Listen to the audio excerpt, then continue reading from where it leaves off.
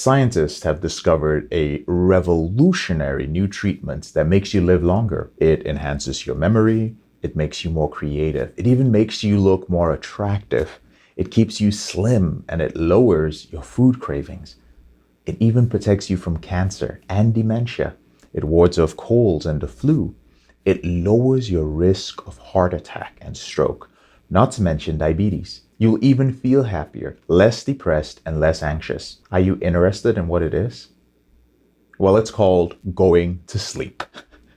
Now, in the United States, it's estimated that we get about 6 hours of sleep per night, and we struggle with getting 8.5 to 9 hours of uninterrupted sleep. Sleep can be challenging, whether you are struggling with a compulsive behavior or not.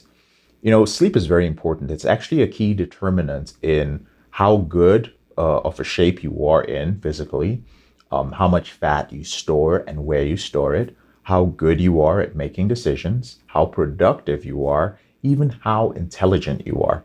Sleep has a huge impact on your hormones because if you don't get enough sleep, you increase cortisol, you decrease human growth hormone, which is required for repairing your brain when you sleep, you decrease testosterone, you decrease thyroid hormone, and you decrease leptin, a hormone that raises your metabolic rates and tells you when you're full. You also increase ghrelin, which is the hormone that tells you that I'm hungry. Lack of sleep also negatively impacts your gut microbes, which affects digestion and glucose tolerance.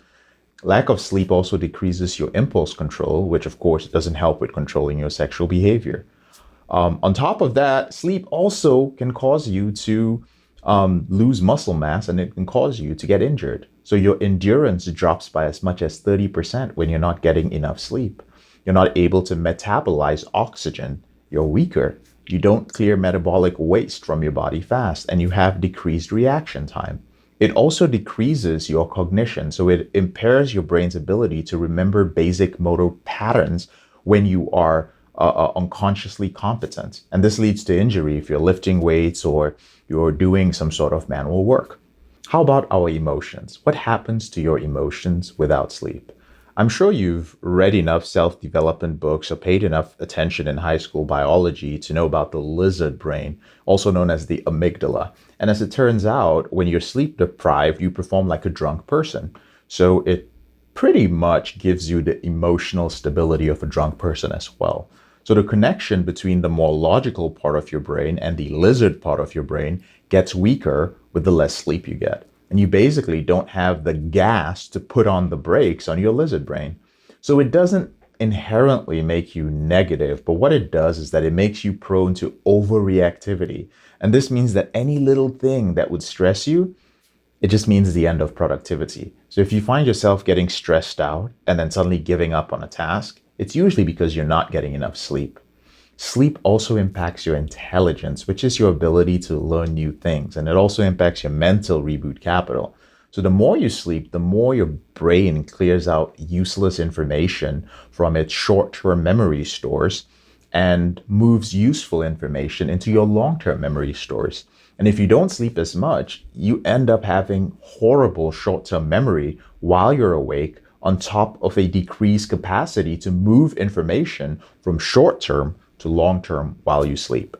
Not only that, but whatever you do manage to learn during a sleep-deprived state, it erodes away each night, even if you get a regular amount of sleep. So basically, your ability to store, learn, and recall information is cut almost in half with as little as 2 hours of sleep deprivation. So to drive this home, your ability to learn is even impaired with having good sleep. That is to say, you can sleep enough, but if your sleep is poor quality, you're still doomed to be learning challenged. In other words, if you don't sleep as much or as well as you could, you'll be dumber because of it. So where's the tipping point? Well, after 15 hours of being awake, your brain begins to fail. And after being awake for 19 hours, you're about as functional as a drunk person, but you actually have no idea that you're impaired. You might feel fine. After 7 hours of sleep for 10 nights in a row, you operate with the same capacity as if you've been awake for 24 hours. Remember, you're about as functional as a drunk after 19 hours. Now, I'm sure many of you routinely get 6 hours and consider that to be good. But you might be wondering, well, how can I tell when I am sleep deprived? The crazy thing is that you can't. After a matter of weeks of light sleep deprivation, and these are from studies out there, and this, if it compounds each night, you actually grow accustomed to feeling this bad. So your lower levels of energy, reduced performance, background levels of stress and irritability, this becomes your new normal. And this is why so many people think that they can operate at capacity with 6 hours or fewer.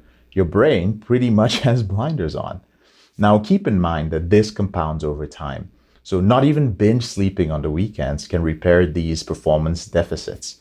Below this video, I've included a cheat sheet which contains tips to help you sleep better. What is important to note is that not getting enough sleep impacts every single area of your reboot capital. So please go ahead, print it out, put it somewhere where you can see it often, and please adhere to it until you're getting quality sleep. I'll see you on the next session.